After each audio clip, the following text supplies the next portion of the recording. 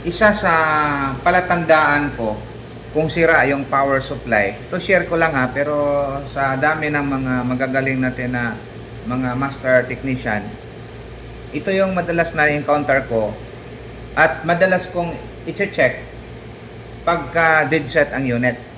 Ibig sabihin doon walang supply. So dito, kung napansin natin sa primary side, usual na makikita natin sa primary, yan, yung primary side to eh. Yan, yan. So dito papasok yung ECE natin. So madalas na matatagpuan dyan, isang malaking filter capacitor at isang napakaliit. So partner lagi yan sila. So ito yung main filter cap at ito, filter cap din ito para sa startup supply para sa ating PWM IC. Ayan sa ilalim.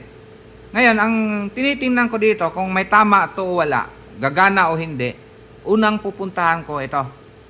Basta hindi putok yung fuse ha. Kasi pag putok yung fuse, sigurado shorted yan. Pero kung may charge yan, pag saksak hindi gumagana pero may laman, hindi na discharge, ito yung pupuntahan mo.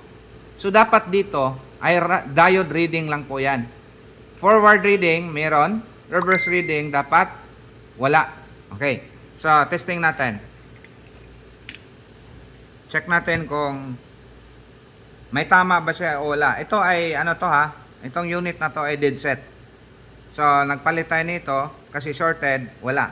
Hindi pa rin gumagana. So, focus tayo dito. Check natin yan. Sabi ko, yan ay dapat diode reading. Okay? May reading. Oh. Alanganin sa diode yan. Oh. Balik ta rin. Ito yung forward. Okay? Normal. Pag reverse, dapat wala. Ayun, may reading na siya. So, ibig sabihin, sa akin ha, experience ko nito ha, 100% sira ang PWM IC natin. Ewan ko sa iba, basta lahat ng na-encounter ko, basta't baliktaran siya, may tama ang PWM. Paano ko nasabing 100% sira? Ayan o. Tingnan mo, hindi mo napapansin sa ilalim. Kung nakita ko yan, lipad na siya. So, hindi siya pansinin, pero biak na siya. Natakpan kasi nito eh. Kaya, yun. 100% sira ang PWM. Combined na kasi ito eh. Nandun yung PWM, tapos nandun na rin yung MOSFET sa loob.